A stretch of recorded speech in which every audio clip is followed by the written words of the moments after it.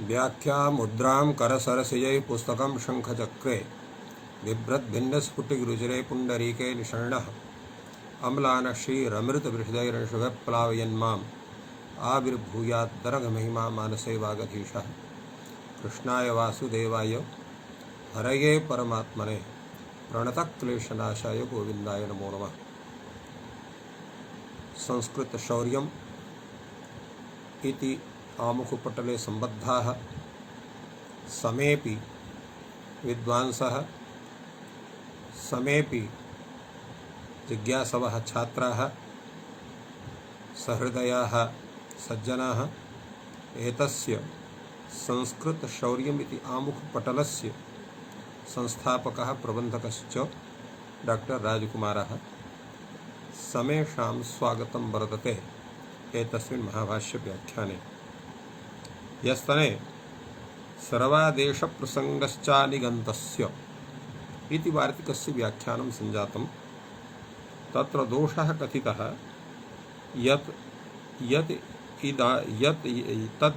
इदानीम् अनिगन्तम् अङ्गं तस्य गुणः सर्वादेशः प्राप्नोति।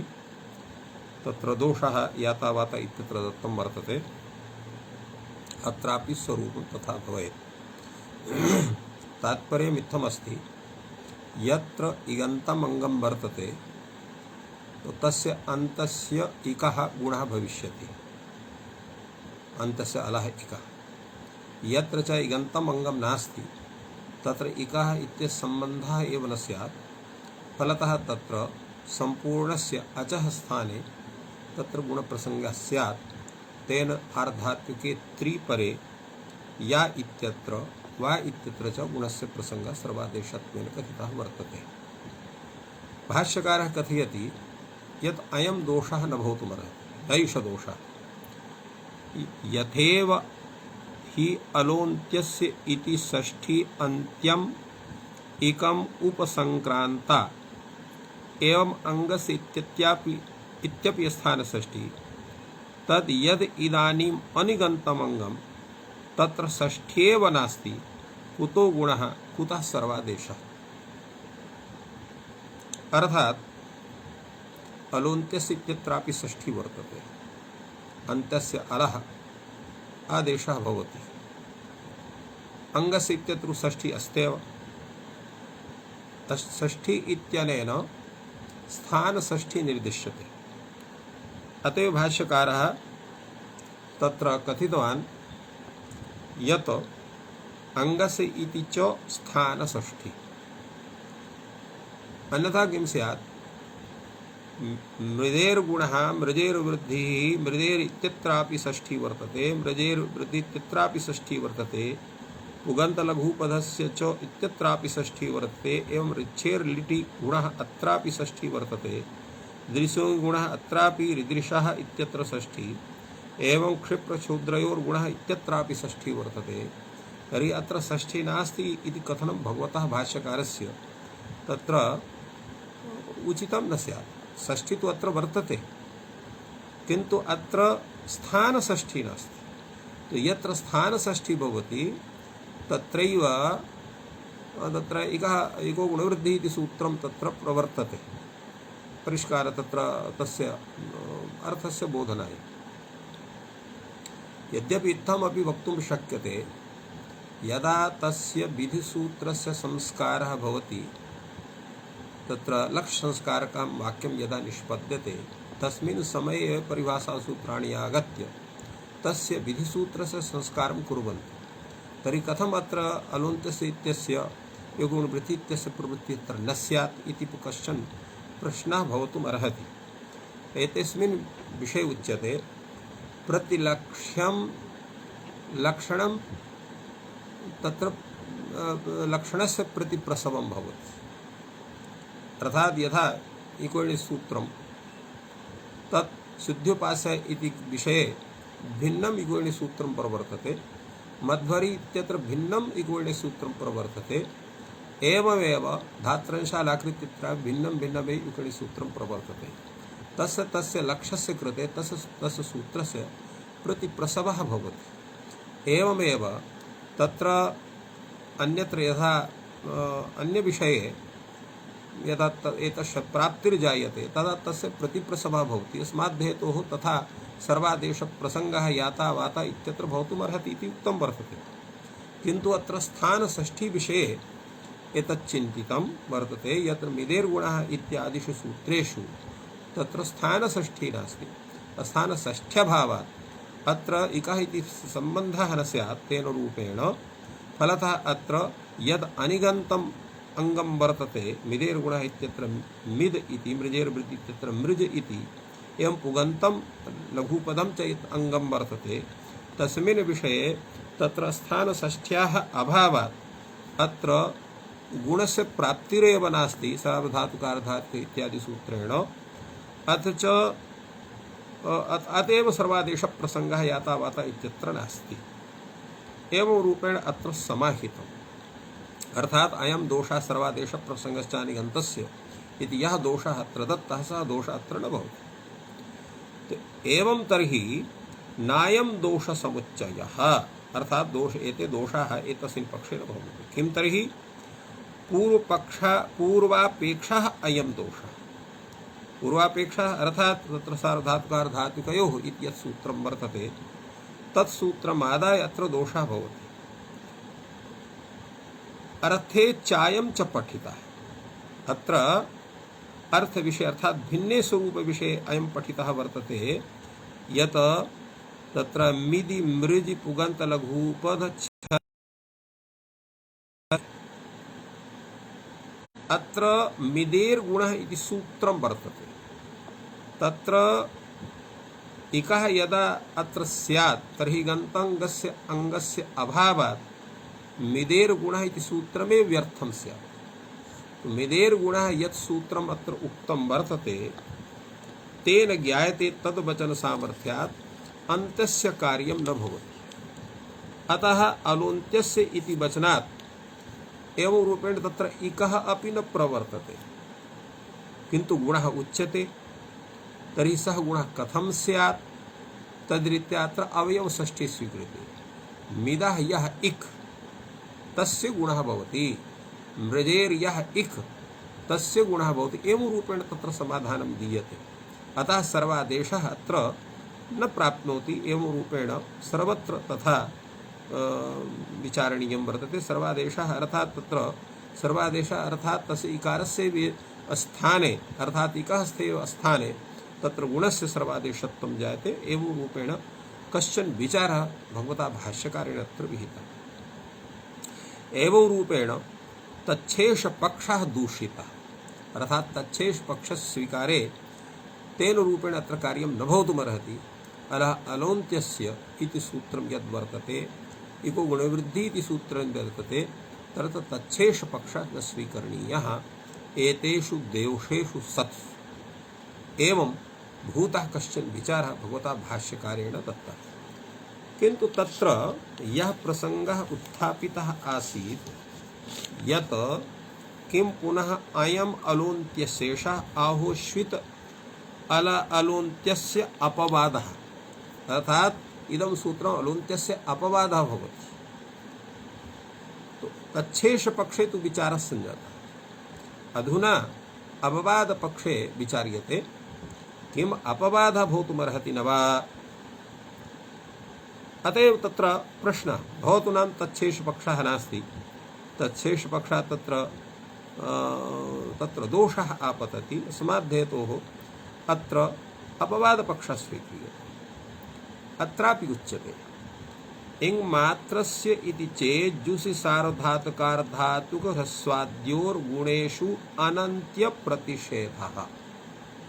अर्थात यदा तत्र केवलम् इङ् मात्रस्य ग्रहणं क्रियते तर्हि यानि सूत्राणि पृथक्तया तत्र गुणं विदधति तत्र कश्चन दोषः स्यात्।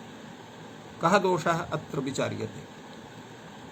तत्र इङ् मात्रस्येति चेज्जुषि सार्वधातुकार्धातुक ह्रस्वाद्योर्गुणेषु अनन्त्य प्रतिषेधः। अनन्तस्य गुणः न स्यात्, एतदर्थम् अत्र प्रतिषेधः करणीयः।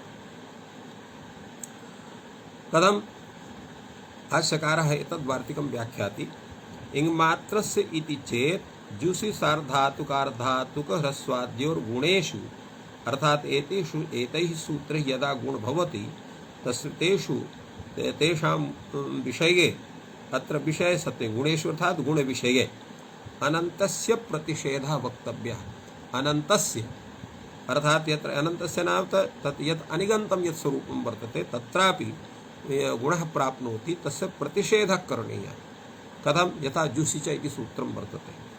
तो जुषिच इति सूत्रं जुषि परे तत्र गुणं विदधाति। यथा अजुहवुः अभिभयुः अत्र गुणः भवति, तेन हु दानादनयोः इति धातुः भवति। अत्र जुस् परे गुणस्य सत्त्वात् तत्र अजुहवुः अभिभवुः अभिभयुः इति भवति। एवमेव अत्र निज धातुः वर्तते, अत्रापि गुणः प्राप्नोति। अत्र गुणविधायकं यत् सूत्रं वर्तते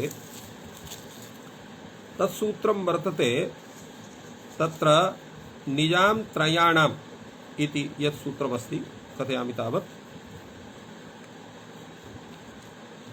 निजां त्रयाणां गुणः श्लौ।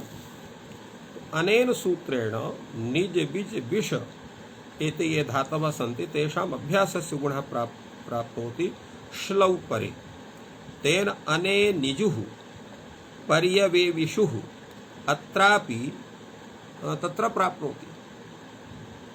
कथम एतस्य वारणम् अत्र स्यात्? अतः तद्वारणाय अत्र अनिगन्तस्य तत्र न भवति, अनन्तस्य तत्र न भवति, एतस्य प्रतिषेधः अर्थात अन्त्यः यः इक वर्तते तत्रैव गुणः स्यात्। यथा अत्र अजुहवुः अबिभायुः इत्यत्र भवति, एवं रूपेण यत्र अन्त्यम् इकः अन्त्यम् इक् नास्ति तत्र न भवति, एवं भूतः कश्चन प्रतिषेधः करणीयः। एवमेव सार्धातुकार्धातुक इति सूत्रं वर्तते। सार्धातुकार्धव्यवहितस्य इगन्तस्य अङ्गस्य गुणं विदधाति एतत् सूत्रम्। एतत् सूत्रं यथा अत्र भवति इत्यत्र, कर्ता इत्यत्र, हर्ता इत्यत्र, नयति, तरति एतादृशु उदाहरणेषु यथा एतस्य प्रवृत्तिः भवति, एवं इह चेष्टायाम् इति धातुः तत्र त्रिच प्रत्यय कृते ईहिता, तुमुन् प्रत्यय कृते ईहितुं, तव्यत् प्रत्यय कृते सति तत्र ईहितव्यम् एवं भूतानि एतानि रूपाणि भवन्ति। अत्रापि गुणस्य प्रसंगः स्यात्, स न भवेत्। एतदर्थम् अत्रापि तस्य अनिगन्तस्य अर्थात अनन्तस्य गुणप्रतिपन्नस्य प्रतिषेधः करणीयः। एवं ह्रस्वस्य इति सूत्रेण गुणः भवति संबोधने। यथा तत्र हे अग्ने हे वायु इति रूपं निष्पद्यते, तो यथा अत्र भवति एवं हे अग्निचित् हे सोमसु, अत्रापि चित् घटकस्य इकारस्य सुत् घटकस्य उकारस्यापि अत्र गुणस्य प्रसंगः स्यात्, तन्न भवेत् इति कृत्वा तत्रापि तस्य प्रतिषेधः करणीयः। एवं जसि च इति गुणः भवति। जसि परे तत्र यथा अग्निशब्दात् वायुशब्दात् जस् परे जसि च सूत्रेण गुणे सति अग्नयः वायवः इति रूपं भवति। एवं अग्निचित् शब्दादपि जसि प्रत्यय कृते सति अत्रापि अग्निचितः सोमसुतः इत्यत्रापि तत्र गुणः प्राप्नोति जसि सूत्रेण, अत्रापि तस्य प्रतिषेधः करणीयः। एवमेव ऋतोङि सर्वनामस्थानयोः ऋदन्तस्य अङ्गस्य गुणः भवति ङीपरे सर्वनामस्थाने परे च। अतः अत्र भवति यथा तत्र क्रीधा कर्तृशब्दात् ङी प्रत्यय कृते सति कर्तरिति रूपं भवति। एवमेव तत्र कर्तारौ कर्तारः अत्रापि तथैव भवति गुणः। तेन कर्तरि कर्ता कर्तारौ कर्ता कर्तारौ कर्तारः इति तत्र एते प्रयोगाः तत्र सर्वनामस्थान विषयकाः सन्ति, सर्वस्थान विषयकाः सन्ति।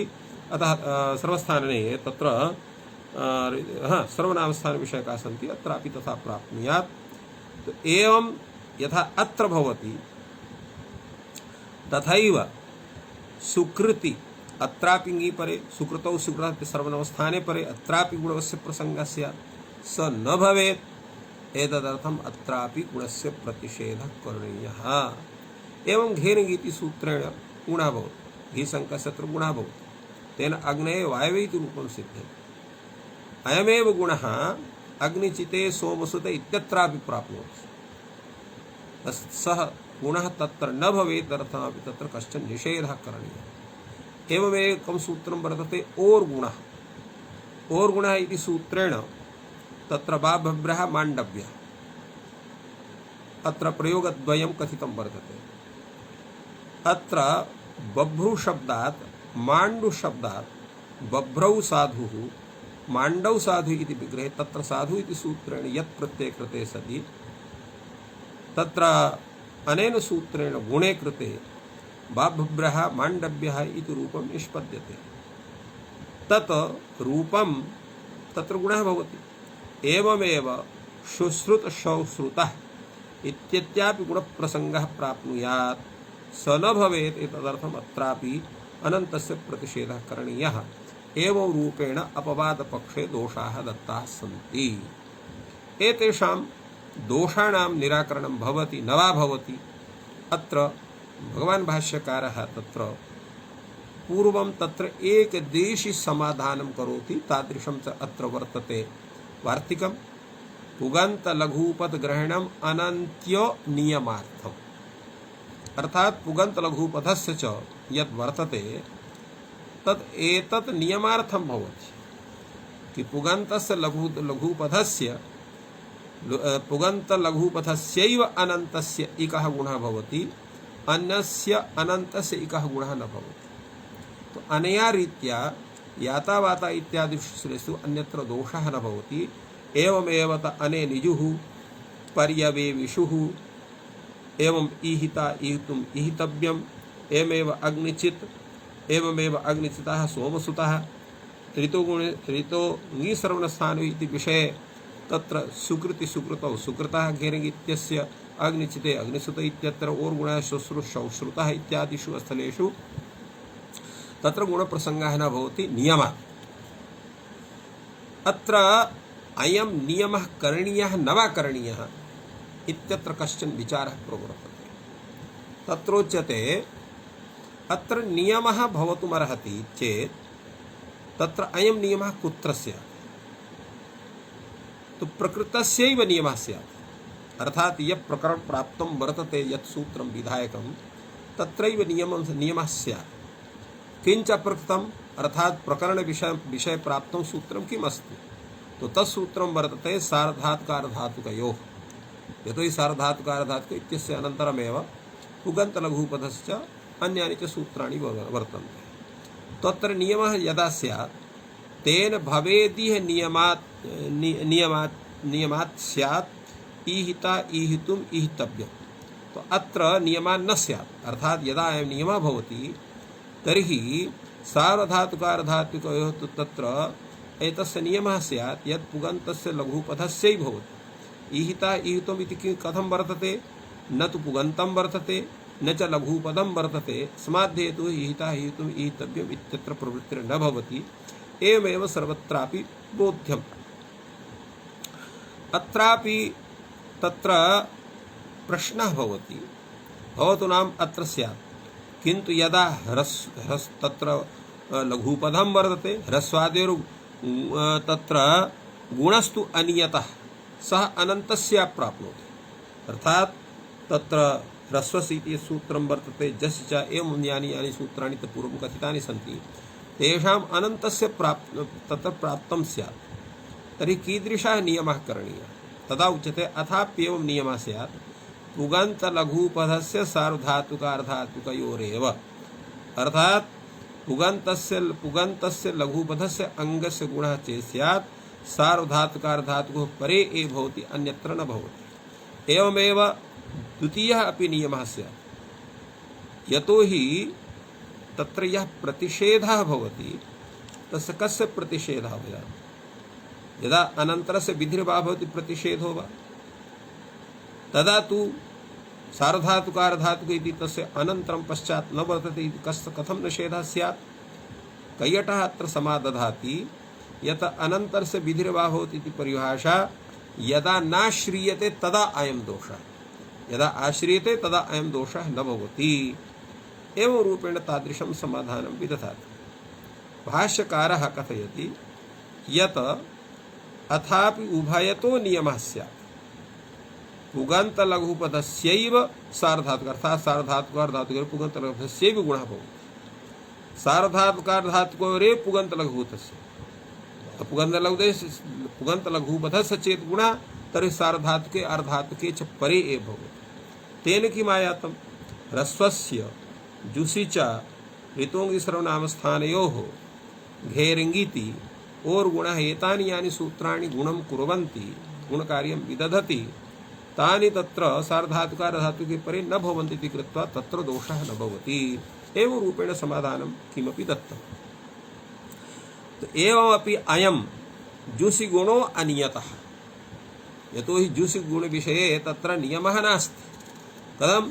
तत्र जुसि इत्यस्य सार्वधातुक संज्ञा आर्धातुक संज्ञा भवति, तर्हि तत्र गुणः स्यादेव। तेन अनेन जुः पर्यवेविषुः अत्र यथा पूर्वम् उक्तम् अस्माभिः यद् निजान्तराणां गुणः श्लौ इति सूत्रं यद् वर्तते तत् निज विष विषाम अभ्यासस्य गुणस्य श्लौ इति तस्य नियमः। अतः अभ्यासस्य अत्र गुणः स्यादेव। कथं तत्र एतद् उच्यते? तदा एतस्य दोषस्य अत्र सत्त्वात् तच्छेषपक्षः न स्वीक्रियते। एवं रूपेण तच्छेषपक्षः निराकृतः भगवता भाष्यकारेण। अतः द्वितीयः पक्षः अत्र आगच्छति। तर्हि तत्र अपवादपक्षोऽपि दूषितः। एवं पूर्वं तत्र तच्छेषपक्षः दूषितः, अत्र अपवादपक्षोऽपि दूषितः। फलतः अत्र न तु तच्छेषपक्षः वर्तते न च अपवादपक्षः तत्र वर्तते। अतः भाष्यकारः कथयति एवं तर्हि नायं तच्छेषः नापि अपवादः अन्यद् एव परिभाषान्तरम् असम्बद्धम् अनया परिभाषया। तात्पर्यं किं जातम्? अर्थात किमपि अन्यद् यत् कापि परिभाषा वर्तते तां परिभाषां विनैव इयं या परिभाषा इको गुणवृद्धि इति या वर्तते सा तत्र स्वतन्त्रतया तस्य तत्र विधिशास्त्रस्य संस्कारं करोति। अन्यदेव इदं परिभाषान्तरम् असम्बद्धम् अनया परिभाषया विधिशास्त्रस्य उपकारः भवति। अतएव भाष्यकारः समादधाति यत् तात्पर्यं किम्? एतस्य पूर्वं तत्र विचारणीयं वर्तते। अलोन्त्यस्य इति परिभाषा स्वतन्त्रा परिभाषा, इको गुणवृद्धि इति परिभाषा अपि स्वतन्त्रा परिभाषा वर्तते। तर्हि एका परिभाषा अन्यां परिभाषां तत्र अबाधत्वेन प्रवाद्य अपि न प्रवर्तते। एवमेव तत्र विशेषण विशेष भाव रूपेणापि तस्य प्रवृत्तिर्न भवति। फलतः स्वतंत्र रूपेण समासां परिभाषाणां प्रवृत्तिर्जायते इति भगवान् भाष्यकारः प्रतिपादितवान्। परिभाषान्तरम् इति च मत्वा क्रोष्टीयाः पठन्ति। क्रोष्टीयाः नाम तत्र एवं भूताः केचन आचार्याः ते पठन्ति नियमात् इको गुणवृद्धि भवतः विप्रतिषेधे यदि चायं तच्छेषः स्यात् तेनैव तस्य अयुक्तः विप्रतिषेधः। तच्छेष पक्षः यदा क्रियते तेनैव एवं तस्य अयुक्तः अर्थात् प्रतिषेधः अयुक्तः। अथापि तदपवादः यः वर्तते तर्हि अपवादोऽपि तत्र न भवितुमर्हति। कथम्? उत्सर्गापवादयोः अपि अयुक्तः प्रतिषेधः विप्रतिषेधः। यतोहि अपवादः भवति तो यत्र अपवाद कार्यं जायते उत्सर्गावादयोः अपि तत्र विप्रतिषेधः न भवति। विप्रतिषेधः कुत्र भवति?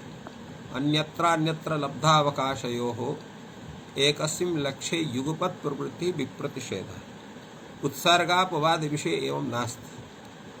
उत्सर्गशास्त्रेण अपवाद विषयाः अपि तथैव लक्ष्यीक्रियन्ते फलतः अपवादशास्त्रं व्यर्थीभूय अपवादत्वात् तत् उत्सर्गशास्त्रं प्रबाद्य प्रवर्तते इति नियमः। यथा अत्र वर्तते राज्ञः क च अत्र राजकीयं भवति एवम् अत्रापि राजकीयम् अत्र तत्र नियमस्य अवकाशः राज्ञः क च इति राजकीयम् अत्र राज्ञः क च इति सूत्रेण तत्र क प्रत्ययो भवति छ प्रत्ययो भवति राजकीयम् इति रूपं निष्पद्यते। एवम् अत्र एतस्य नियमस्य अवकाशः वर्तते तत्र अलुन्त्यस्य इत्यस्य तेन राजन घटकस्य नकारस्य ककारादेशे कृते छ प्रत्यये च कृते सति राजकीयम् इति निष्पद्यते। इको गुणवृद्धि इत्यस्यापि अवकाशः वर्तते यथा ची धातोः तेन ल्युट् प्रत्यये कृते सति चयनम् इति रूपं निष्पद्यते। णौल् प्रत्यये कृते सति चायकः इति रूपं निष्पद्यते एवं लवनं लावकः इति रूपं भवति। इह उभयं प्राप्नोति मेद्यति माष्टि अर्थात मिद धातोः अत्र लट् लकारे तिप् प्रत्यये शन विकरणे च कृते सति मिद यतीत्यवस्थायां यकार सार्वधातुक संज्ञायां जातायां मिद यतीत्यवस्थायां अत्र गुणस्य प्राप्तिर्भवति। गुणस्य प्राप्तिर्भवति अलुन्त्यस्य तत्र इको गुणवृद्धित्यस्य प्राप्तिर्भवति अथ च तत्र अलुन्त्यस्य इत्यस्य प्राप्तिर्भवति। तो अत्र उभयत्र परशास्त्रस्य बलवत्वात् अत्र किं स्यात् तो अत्र विप्रतिषेधः भवति। विप्रतिषेधे परं कार्यं विप्रतिषेधे परं कार्यं भवति। अतः इको गुणवृद्धि इति सूत्रेण अत्र विप्रतिषेधेन अत्र इकैक षष्ठ्यन्तं पदं तत्र उपतिष्ठते। तेन मिदः अङ्गस्य मिदः यः अवयवभूतः इक् तस्य गुणः भवति इति रूपेण निष्पद्यते। तदा उच्यते अत्र विप्रतिषेधः न भवितुमर्हति। कथं यतो विप्रतिषेधे परं कार्यं भवति तद्दृष्ट्या तु परं कार्यम् अलुन्त्यस्य इत्येव भवति। इको गुणवृद्धि इति शास्त्रं तु पूर्वशास्त्रं वर्तते अलुन्त्यस्य इति शास्त्रं तत्र परशास्त्रं वर्तते। तेन परस्य शास्त्रस्य बलवत्वात् अलुन्त्यस्य इति शास्त्रस्यैव अत्र प्रवृत्तिर्भवति। तेन गुणः अत्र मिदः दकारस्यैव स्यात् न तु तत्र भवेत् इकारस्य इकाहित्यस्य। तर्हि अत्र अयं यः विप्रतिषेधः स युक्तः नास्ति। अतएव भाष्यकारः कहते नैवं युक्तः विप्रतिषेधः विप्रतिषेधे परं कार्यम् इत्युच्यते। अयं यः इको गुणवृद्धि इति सूत्ररूपः योगः सः पूर्वः वर्तते परस्य नियमः भवति अतः परो नियमः अत्रोच्यते। भाष्यकारः एतस्य विषये किञ्चित् भिन्नं समादधाति। सः कथयति अत्र परशब्दः तत्र पश्चात् उपदिष्टस्य वाचकः नास्ति अपितु इष्टवाची परशब्दः वर्तते। विप्रतिषेधे परम अर्थात यद इष्टं तद् भवति। अत्र विप्रतिषेधः तु साधितः राज्ञा का च इत्यत्र अलुन्त्यस्य सूत्रस्य प्रवृत्तिः संजाता। चयनं चायकः लवनं लावकः इत्यत्र इको गुणवृद्धि इति सूत्रस्य प्रवृत्तिः संजाता। तो तुल्यबल विरोधः अत्र वर्तते अन्यत्र नर्मदाकाशत्वं वर्तते। अत्र मेद्यति महर्षि इति विषये उभयोः प्राप्तिर्जायते। तत्र परस्य बलवत्वं भवति। परस्य नाम इष्टस्य। इष्टं किं वर्तते इको गुणवृद्धि इति सूत्रं वर्तते। अतः तस्यैव अत्र तत्र प्रवृत्तिः भविष्यति। परस्य परस्परत्वात् परोपदिष्टस्य अर्थात पश्चात् उपदिष्टस्य अलुन्त्यस्य इति सूत्रस्य प्रवृत्तिर्न भवति। एतस्मिन् विषये भी भाष्यकारः कथयति अत्र विप्रतिषेधः तथापि न भवितुमर्हति। अतएव कथयति अयम् अपि अयुक्तः विप्रतिषेधः। कथं विप्रतिषेधः तत्र अयुक्तः वर्तते उच्यते द्विकार्ययोगो हि विप्रतिषेधः न च अत्र इकः द्विकार्ययुक्तः।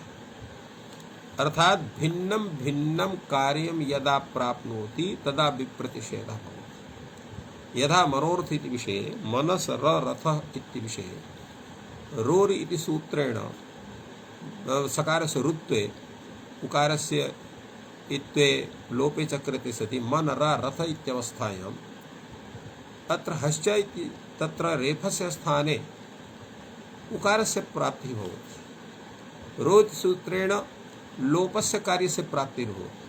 अतः अत्र द्विकारयोगः जायते। एवम् अत्र नास्ति यत् उभयोः तत्र अत्र इक् यः वर्तते तत्र द्विकारयुक्तः नास्ति। तस्यैव इकः स्थाने गुणः किञ्चित् अन्यद्वा तत्र भिन्नभिन्नरूपेण न प्राप्यते। अतः अत्र इकः द्विकारयुक्तः नास्ति। तर्हि कथं विप्रतिषेधः स्यात्? यदा उच्यते एवं नास्ति यत्र द्विकार्ययोगे विप्रषेधः भवेत्, किं तर्हि असम्भवोऽपि यत्र असंभव यत्र प्राप्तिरेव भवितुमर्हति तथा भूतस्य विषये तत्र कार्यस्य असंभवत्वं जायते। अर्थात् तत्र इकः इति पदस्य अभावे मिदेर्गुणः इति सूत्रस्य प्रवृत्तिरेव न स्यात्, तत्र प्रवृत्त्यसम्भवः स्यात्। एवं मृजेर्वृद्धि मार्ष्टित्यस्यापि प्रवृत्त्यसम्भवः स्यात्। तस्माद्धेतोः असंभवः अत्र वर्तते। स च भाष्यकारः कथि असंभवोऽपि स च अस्ति अत्र असंभवः। प्रश्नः भवति कः असौ असंभवः, कथम् असंभवः भवति? तदा उच्यते, उदाहरणं ददाति। इह तावत् वृक्षेभ्यः प्लक्षेभ्यः इति एकः स्थानी द्वौ आदेशौ न चास्ति संभवः यत् एकस्य स्थानिनः द्वौ आदेशौ स्यात्। वृक्षेभ्यः प्लक्षेभ्यः इत्यत्र किं भवति? वृक्षभ्यस् प्लक्षभ्यस् इत्यवस्थायां बहुवचने झल्लेत् इति सूत्रेण तत्र झलि परे बहुवचने झलि परे वृक्षघटकस्य आकारस्य स्थाने एतस्य प्राप्तिर्भवति। तत्रैव सुपिच इति सूत्रेण दीर्घस्यापि प्राप्तिर्भवति। अत्र दीर्घो वा भवेत् एत्वं वा भवेत्। अत्र स्थाने एकः वृक्षघटकः प्लक्षघटकः, तत्र क्षकारघटकः अकारः उभयत्र, प्लक्ष इत्यत्रापि क्षकारघटकः अकारः। आदेशौ द्वौ भवतः। अत्र दीर्घः एकः आदेशः, अपरश्च एकाररूपः आदेशः। तर्हि अत्र असंभवः वर्तते, यतोहि एकस्य स्थाने एकस्य स्थानिनः स्थाने द्वौ आदेशौ न कदाचित् भवितुमर्हेताम्। अतः अत्र असंभवः। एवमेव अत्रापि इह इदानीं मेद्यति मेद्यतः मेद्यन्ति अत्र च तत्र द्वौ स्थानौ भवतः। एकः आदेशः तत्र इति द्वौ स्थानिनौ। कथं द्वौ स्थानिनौ वर्तेते? एकः तत्र इको रूपः स्थानी भवति, अपरश्च अन्त्यः रूपः स्थानी भवति। यतो अलौन्त्यस्य सूत्रस्य प्रवृत्तिर्जायेत तर्हि अन्त्यः यः दकारः मृजेरित्यत्र यः जकारः तस्य स्थाने गुणस्य प्रसंज्ञा स्यात्। इकः इत्यस्य सात् इकः अपि स्थानी भवति। एवं द्वौ स्थानिनौ आदेशश्च एकः गुणरूपः। अतः अत्र असंभवः भवति। फलतः असंभवात् तत्र विप्रतिषेधः स्यात्। विप्रतिषेधे सति यत् परम इको गुण वृद्धि रूपम यत् कार्यं वर्तते शास्त्रं वर्तते तस्यै प्रवृत्ति स्यात्। फलतः इकः स्थाने तत्र गुणस्य सत्वात् मेद्यति मार्ष्टि एवं भूताः ये प्रयोगाः सन्ति तेषां सिद्धि भवितुमर्हति। भाष्यकारः कथयति न चास्ति संभवः यद्वयोः स्थानयोः एकः आदेशः स्यात् इति एषः असंभवः। तो सत्यस्मिन् असंभवे युक्तः विप्रतिषेधः। अर्थात् एकस्य द्वयोः स्थानिनोः एकः आदेशः न भवितुमर्हति, एकस्यैव स्थानिनः स्थाने आदेशः भवितुमर्हति। अतः अत्रापि असंभवः। यदा असंभवः वर्तते तदा विप्रतिषेधः भवितुमर्हति। एवं रूपेण विप्रतिषेधः अत्र साध्यते। पुनरपि कश्चन प्रश्नः भवति यत् यः विप्रतिषेधः असंभव रूपः अत्र भगवता दत्तः वर्तते तदपि समीचीनं नास्ति। कथं समीचीनं न भवति? विप्रतिषेध शब्दार्थः कः? अन्यत्र लब्धावकाशयोः एकस्मिन् युगपत् प्रवृत्ति विप्रतिषेधः इति विप्रतिषेधस्य तात्पर्यम्। अत्र किमस्ति यत् द्वयोः हि सावकाशयोः समवस्थयोः विप्रतिषेधो भवति। अत्र अनवकाशश्चायं योगः। अत्र किमस्ति? अत्र अयं योगः इको गुणवृद्धिरूपः अनवकाशः वर्तते, अतः अत्र तथा न भवितुमर्हति। यदा उच्यते ननु च इदानीम् एव अस्य अवकाशः प्रक्लिप्तः चयनं चायकः लवनं लावकः, ये अयं तत्र अवकाशः इको गुणवृद्धि इति सूत्रस्य दत्तः वर्तते। राजकीयमित्रे अलुन्त्यस्य इत्यत्र तत्र एवं तत्र अन्यत्र अन्यत्र लब्धावकाशत्वम् उभयोर्वर्तत एव। तर्हि भगवान् कथं वदति अत्र अनवकाशश्चायं योगः इति? अत्र उच्यते अत्रापि नियमः प्राप्नोति। किं नियमः? कः नियमः भवति? तो ये न प्राप्ते यह यो विधिरारभ्यते स तस्य बाधको भवति।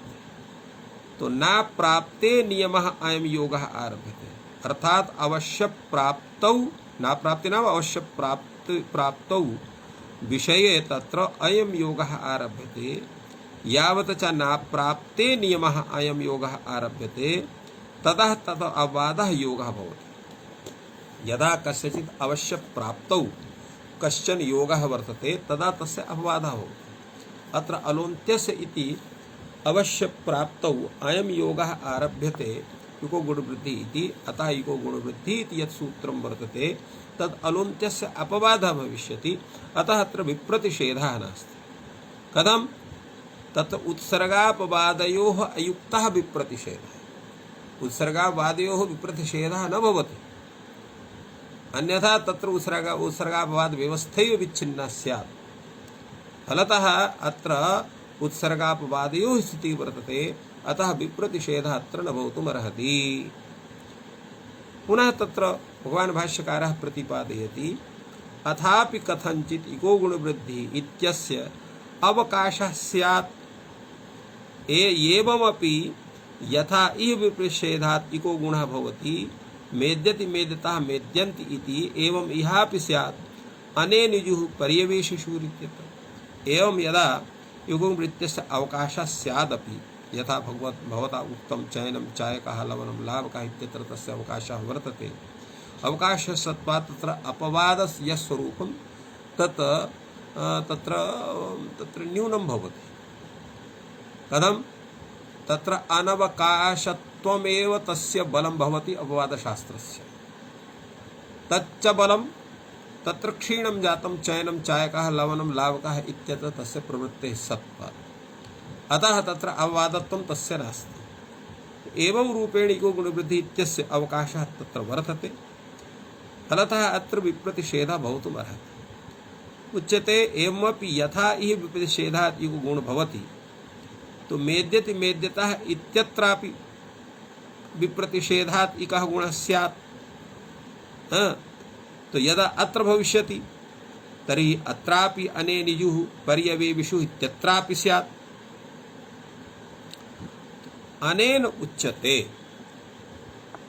यत् अत्र विप्रतिषेध विषये एतस्य प्रवृत्तिः न स्वीकरणीया, अपितु अत्र सामान्य रूपेण यह पक्षः भगवता भाष्यकारेण कथितः यत् एवं तर्हि नायं तच्छेषा नापवादः अन्यद् एव इदं परिभाषान्तरम् असम्बद्धम् अनया परिभाषया यत् यः विषयः अत्र उपस्थापितः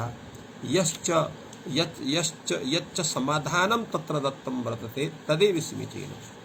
तर्हि अयं यः विचारः तत्र नियमादिको गुणवृद्धि भवतो विप्रतिषेधे इत्यादि यः तत्र विचारः सञ्जातः, तर्हि अयं विचारः कथं न स्वीक्रियते? एतस्मिन् विषये ये तत्र व्याख्यातारः सन्ति कैयटप्रभृतयः ते कथयन्ति यत् अयं विचारः भगवतः भाष्यकारस्य नास्ति।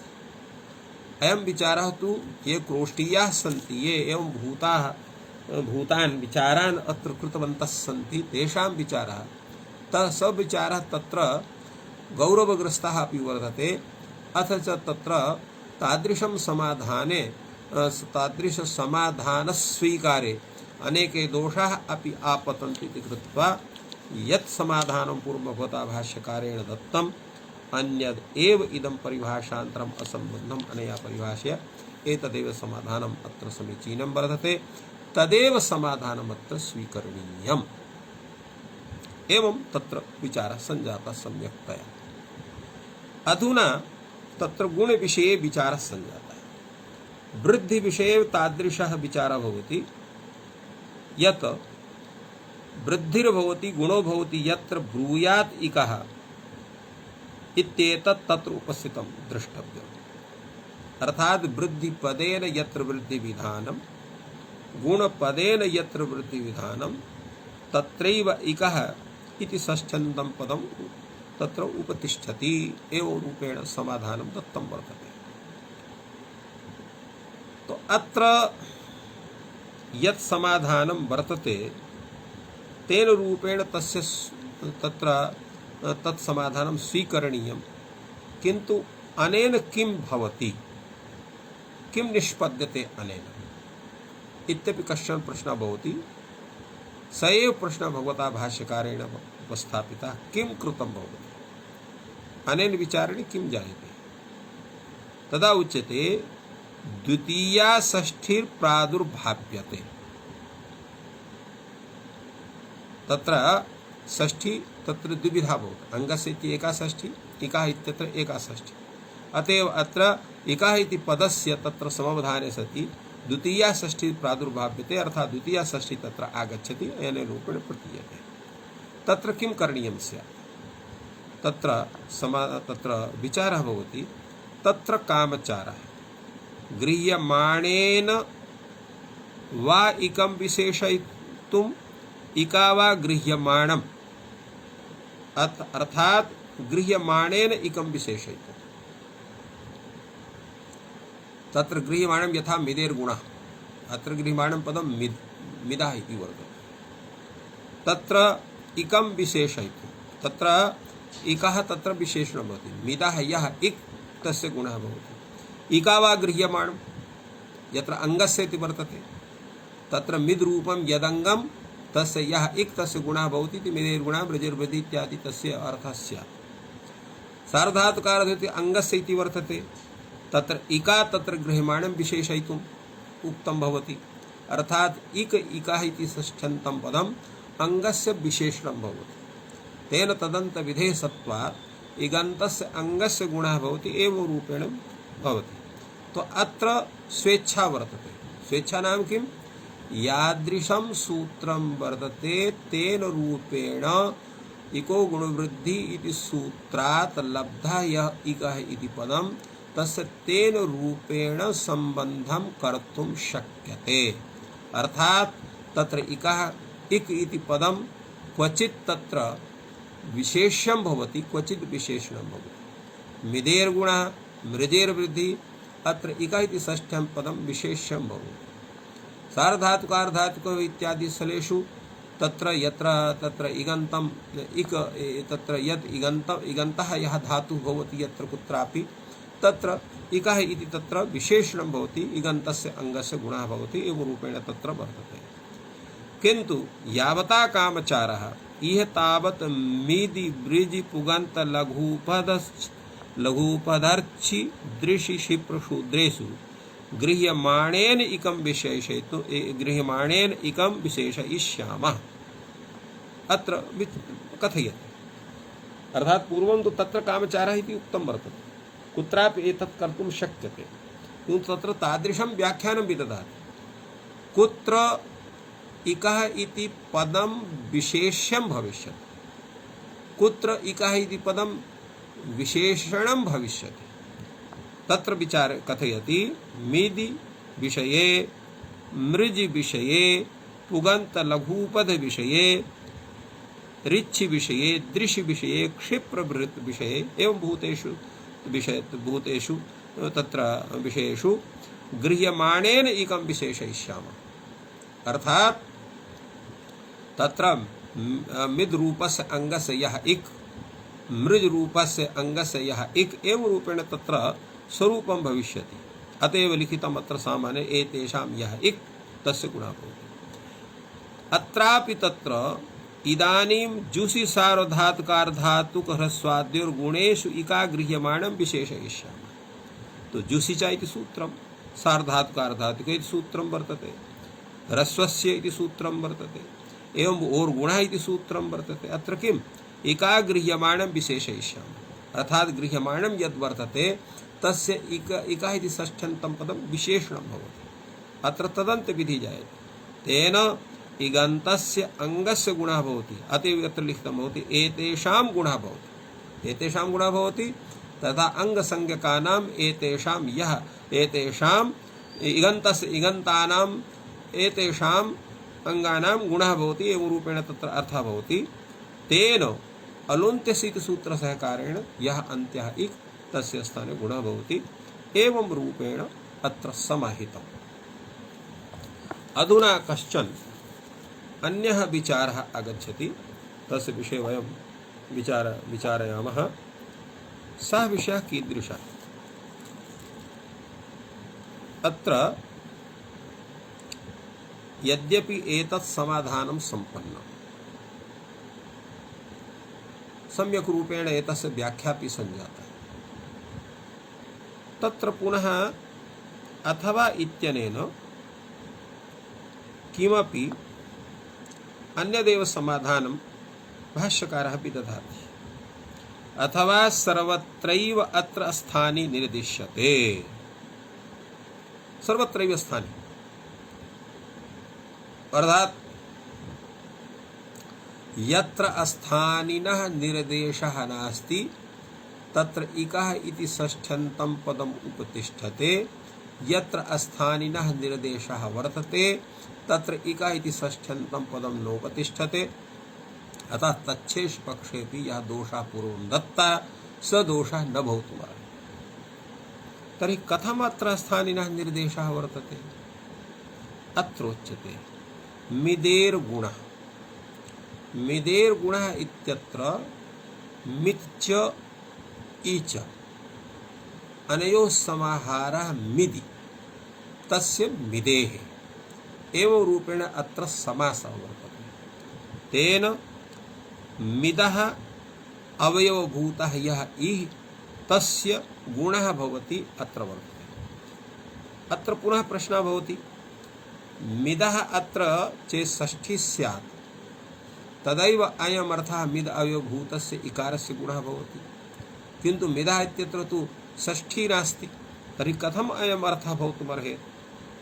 मिदः इहि मिदेः एवं रूपेण अत्र वर्तते मिद इति अभवक्तिकः निर्देशः, मिद एः इति मिदेः एवं रूपेण अत्र पूर्वं तु तत्र मिदः इहि मिच्च इच्च इति अनयोः समाहारः मिदि तस्य मिदेः एवं रूपेण समाधानं पूर्वं दत्तम् आसीत्। अधुना किञ्चित् भिन्नरूपेण समाधानं वदति भाष्यकारः। सः कथयति एवम् अत्र मिद एः गुणः एवं रूपेण, अर्थात् मिद अवयवभूतः यः इकारः तस्य गुणः भवति एवं रूपेण समाधानं वदति। तेन अत्र इकारस्य गुणे सति तत्र मेद्यत् इत्यादि यानि रूपाणि सन्ति तेषां सिद्धिः भविष्यत्येव। अत्र इकः इति षष्ठ्यन्तं पदं नोपतिष्ठति एवं रूपेण समाधानं वदति। पुनः कथयति अथवा षष्ठी समासः भविष्यति। यः तत्र विचारः पूर्वम् आगतः तच्छेषपक्षविषये स एव विचारः अथवा इत्यनेन, अथवा अत्र षष्ठी वर्तते मिदः इह मिदि, तत्र तु तत्र भिन्नरूपं स्यात्। अत्र मिदः इह अर्थात् तत्र मिद घटकस्य अवयवभूतस्य इकारस्य गुणः भवति एवं रूपेण तत्र अत्र समाधानं दत्तं वर्तते। एवमेव सर्वत्र समाधानम्। एवमेव पुगन्तलघूतस्य इत्यत्रापि एवं नास्ति, तत्र पुगन्ताङ्गस्य पुक अन्तः यस्य इति पुगन्तः, तो पुगन्तस्य तत्र लघुपधस्य च लघ्वी उपधा यस्य इति लघुपधः। एवं रूपेण एतेषां तत्र व्युत्पत्तिर्नास्ति। तो किं भवति अत्र? अत्रापि विचार्यते। पुगि अन्ता पुगन्तः, पुकि अन्तः इति पुगन्तः, पुक अन्ते पुकि अन्तः, माने पुक अन्तः पुकि परे यः अन्तः। पुकि अन्तः इत्यस्य किं तात्पर्यं भवति?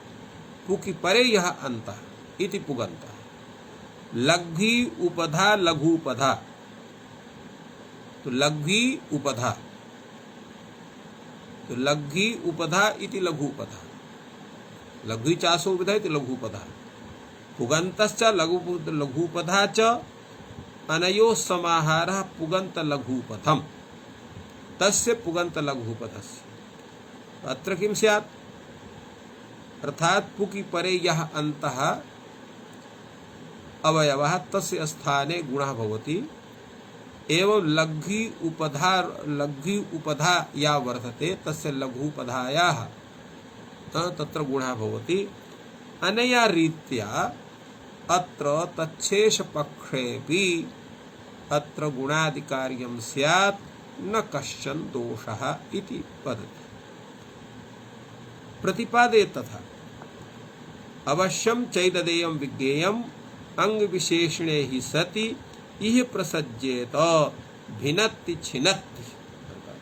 अंग विशेषणे कृते सति अत्रापि गुणः प्राप्ति स्यात् भिन्नति छिन्नति इत्यत्र। एवं रिच्छेरपि प्रश्लिष्ट निरुद्ध, यद्यपि भिन्नति छिन्नति इत्यत्र गुणः प्राप्ति भवति किन्तु गुणः न भवति। कथं?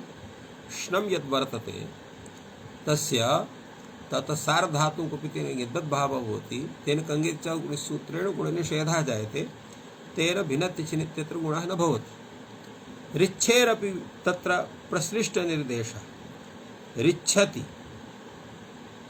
अत्र रिच्छत्यत्र ऋकारद्वयं रिच्छति एवं रूपेण वर्तते, रिच्छ एवं रूपेण। तत्र यत् सूत्रं वर्तते अत्र गुणविधानाय तत्सूत्रमस्ति, तत्र रिच्छेर लिटि गुणः इति सूत्रम्। तो रिच्छेर लिटि गुणः तत्र रिच्छ तत्र छेदः भवति, तेन रिच्छति यः रिः तस्य रिच्छत्रिताम् इति सूत्रे। तो रिच्छत्रिताम् इत्यत्र अत्रापि तत्र रिताम्,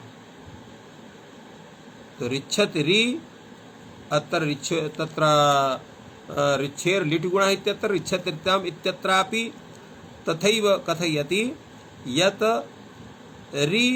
रिताम् रिच्छति रिताम्। तो एवं रूपेण अत्र छेदे सति रिच्छ घटकः यः ऋकारः तस्य गुणः भवति, एवं रूपेण अत्र विचारः जायते। अत्र यत् सूत्रं वर्तते ऋदृशोङ्गि गुणः अत्र कथं स्यात्? अत्र उच्यते दृशेरपि योगभागः करिष्यते, योग विभागः अत्र भविष्यति। अत्र यतोहि ऋदृशोर्गुणः, अत्र गुणविभागः कीदृशः स्यात्? तत्र ऋदृशोङ्गि गुणः अत्र ओङ्गि गुणः इति एकः भागः, एवं अत्र उरंग इति गुणः, उहि इति तत्र ऋकारस्य ऋ शब्दस्य षष्ठेक वचने तत्र उह इति रूपं निष्पद्यते। तो उह अंग अर्थात अंग परे ऋकारस्य गुणः भवति। तो अत्र दृशेश्चांगी गुणो भवति। उह इत्येव अत्र दृशेः इति पृथक् तत्र योगः स्यात्, तेन दृशेश्चांगी गुणो भवति। अर्थात दृश्य घटका यह ऋकारः तस्य गुणः भवति, एवं रूपेण तत्रापि कश्चन दोषः न भवति। एवमेव क्षिप्रक्षुद्रयोरपि, तो क्षिप्रक्षुद्रयोर्गुणः इत्यस्य सूत्रं वर्तते, अत्रापि यणादि परम गुणः इति यथा सिद्धम्। अर्थात तत्र सोयम एवं सिद्धे सति यत् पूर्वग्रहणं करोति तस्य एतत् प्रयोजनम् इको यथा स्यात् अनिकः मा भूत्। तो यणादि परम गुणः तो यणादि परम गुणः इत्यस्य किं तात्पर्यम्?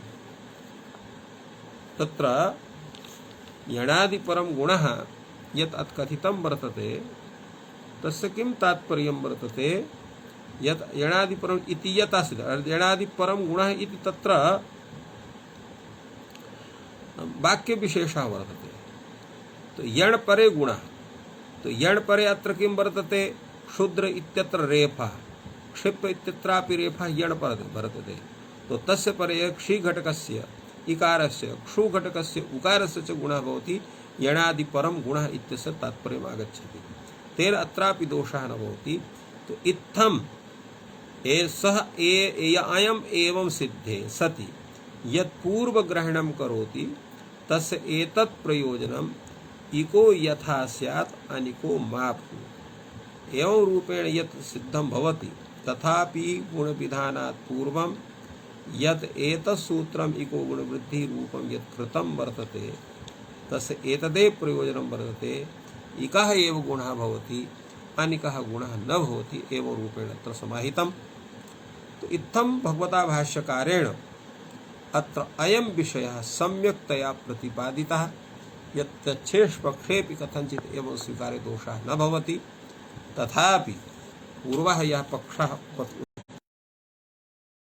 अधिकम् उचितं वर्तते एतत् समाधानं यद् वर्तते यथा अथवा इत्यादिना यत् कथितं वर्तते एतत् समाधानमपि कथंचित् भवतुमर्हति। यतोहि तत्र सामान्य रूपेण सूत्रद्वारा यदा प्रयोग साधनं क्रियते तत् प्रयोग साधनं सुकरं भवति, किन्तु भिन्नतया व्याख्यानेन प्रयोग साधनं यद्यपि विज्ञाः कर्तुम् अर्हन्ति किन्तु ये सामान्याः जनाः तेषां कृते तथा परिकल्पनं तत्र दुष्करं स्यात्। शास्त्रं कथं भवति? सर्वेषां कृते भवति। तर्हि अतएव भगवता भाष्यकारेण पूर्वं तथा समाहितं यत् अत्र पूर्वं यथा तत्र कथितं वर्तते तत्र इकः पदं यत् उपतिष्ठते तस्य समाधानं तत्र तथा कामचारः वर्तते। कुत्र इकः इति विशेष्यं स्यात्, कुत्र च विशेष्यं स्यात्। यत् तत्र हलन्तः धातुः भवति, हलन्तः प्रकृतिः भवति, तत्र इक इति यत् पदं तद् विशेष्यं भवति। यत्र च तत्र अजन्तः धातुः वर्तते, इगन्तः धातुः वर्तते, तत्र इक यत् पदं वर्तते तद् विशेषणं भवति, अङ्गस्य इति विशेष्यं भवति। अर्थात् हलन्तेषु धातुषु तत्र अङ्गस्य इति विशेषणम्, इकः इति विशेष्यम्। इगन्तेषु धातुषु इकः इति विशेषणम्, अङ्गस्य इति विशेष्यम्। एवं रूपेण तत्र समाधानं यद् दत्तं तदेव समाधानं युक्तियुक्तं संगतं सूत्रानुसारि च विद्यते तदेव च स्वीकरणीयं भवति। एतत् यत् समाधानम् अथवा इत्यादिना दत्तं कथंचित् इत्थं व्याख्यायां सत्यां तच्छेष पक्षोऽपि भवतुमर्हति, तत्र दोषः कश्चन न भवतुमर्हति। किन्तु तत्र व्याख्यासाध्यत्वात् सः पक्षः तत्र उपेक्षितः वर्तते अथवा अनेनैव भाष्यकारस्य अत्र अरुचिरपि सूच्यते इति वक्तुं शक्यते। यतोहि समयः सञ्जातः, अतः अत्रैव विरम्यते। सर्वेभ्यो नमः। जयतु संस्कृतं, जयतु भारतम्।